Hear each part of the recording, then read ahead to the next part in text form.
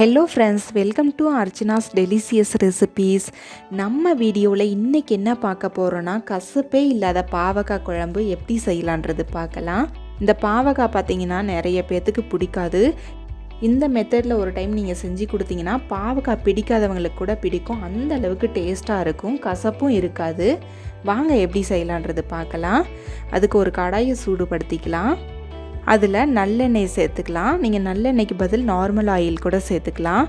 பாவக்காய் குழம்பு வைக்கும் பொழுது நல்லெண்ணெயில் சேர்த்து செஞ்சிங்கன்னா கசப்பும் இருக்காது, டேஸ்ட்டும் ரொம்பவே அட்டகாசமாக இருக்கும். எண்ணெய் நல்லா சூடாகி வந்துருச்சு. இப்போ நம்ம கட் பண்ணி வச்சுருக்க பாவக்காயை சேர்த்துக்கலாம். நீங்கள் எடுத்துருக்கிற பாவக்காய் இலசாக இருந்துச்சுன்னா அதில் இருக்கிற விதையெல்லாம் எடுக்காமல் அப்படியே சேர்த்துக்கோங்க. டேஸ்ட் ரொம்ப நல்லாயிருக்கும். இது கொஞ்சம் முத்தி இருக்கிறதுனால அதில் இருக்கிற விதையெல்லாம் எடுத்துகிட்டு நம்ம ரவுண்டாக கட் பண்ணி எடுத்து வச்சுருக்கோம். அதை நம்ம சேர்த்துக்கலாம். சேர்த்துட்டு கூடவே பாவக்காய்க்கு தேவையான அளவு 1 டேபிள் ஸ்பூன் அளவு உப்பு சேர்த்துக்கலாம். இப்போ இந்த பாவக்காயை எண்ணெயிலேயே நல்லா ஃப்ரை பண்ணணும். அப்போ தான் அதோட கசப்பு தன்மையெல்லாம் போயிடும். ஃப்ரை பண்ணதுக்கப்புறம் 5 நிமிஷம் போல் இதை குக் பண்ணி எடுத்துக்கலாம். 5 நிமிஷம் போல் பாவக்காய் நல்லாவே குக் ஆகி வந்துருச்சு. இப்போ ஓரளவுக்கு கசப்பு தன்மை எல்லாமே போயிடுச்சு. இப்போ இதை எடுத்து ஒரு கப்புக்கு மாற்றி வச்சுருங்க.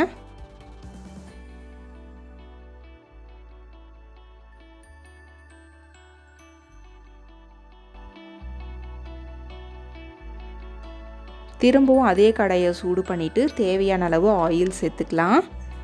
1/4 டேபிள் ஸ்பூன் அளவு வெந்தயம், 1/4 டேபிள் ஸ்பூன் அளவு கடுகு, 1/4 டேபிள் ஸ்பூன் அளவு உளுத்தம்பருப்பு, 1/4 டேபிள் ஸ்பூன் அளவு சீரகம், கொஞ்சமாக பெருங்காயம். இதெல்லாம் பொரிஞ்சு வந்ததுக்கப்புறம் கொஞ்சமாக கருவேப்பிலை சேர்த்துக்கலாம். கூடவே ஒரு கைப்பிடி அளவு சின்ன வெங்காயத்தை கட் பண்ணி எடுத்து வச்சுருக்கிறோம், அதையும் சேர்த்துக்கலாம். எப்போவுமே பாவக்காய் குழம்புக்கு சின்ன வெங்காயம் சேர்த்து செஞ்சோம்னா ரொம்ப டேஸ்ட்டாக இருக்கும். சின்ன வெங்காயம் இல்லைன்னா பெரிய வெங்காயம் கூட சேர்த்துக்கோங்க. சேர்த்துட்டு இதை நல்லா மிக்ஸ் பண்ணி எடுத்துக்கலாம். கூடவே 5-7 பல் பூண்டை தோல் உளிச்சு எடுத்து வச்சுருக்குறோம், அதையும் சேர்த்துக்கலாம்.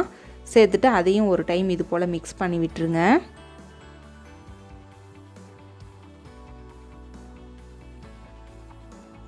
கூடவே மீடியம் சைஸில் 2 தக்காளியை மிக்சியில் நல்லா அரைச்சி எடுத்து வச்சுருக்குறோம், அதையும் சேர்த்துக்கலாம். நம்ம அரைக்காமல் கூட சேர்த்துக்கலாம். அரைச்சி சேர்த்தோம்னா நம்மளோட கிரேவி நல்லா திக்காக வரும். அதுக்காக தான் நம்ம தக்காளியை அரைச்சி சேர்க்குறோம். சேர்த்துட்டு தக்காளியோட பச்சை வாசனை போகிற அளவுக்கு இதை நல்லா ஃப்ரை பண்ணி விட்டுருங்க. கூடவே 1 டீஸ்பூன் அளவு மஞ்சள் தூள், 3 டேபிள் ஸ்பூன் அளவு மல்லித்தூள், 2 டேபிள் ஸ்பூன் அளவு மிளகாய் தூள், 1/2 டேபிள் ஸ்பூன் அளவு சீரகத்தூள்.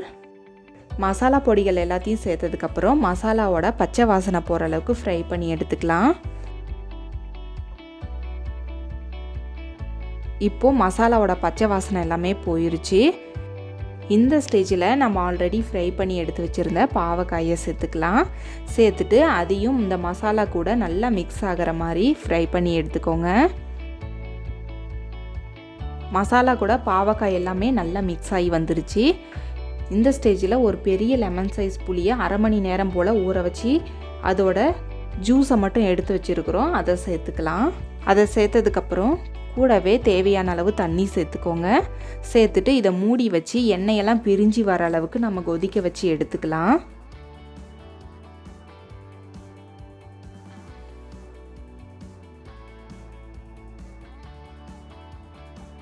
பாருங்கள், நம்மளோட பாவக்காய் குழம்பெல்லாம் பாதியாக குறைஞ்சி எண்ணெயெல்லாம் பிரிஞ்சு கமகமன் வாசனையோட ரெடியாகி வந்துருச்சு.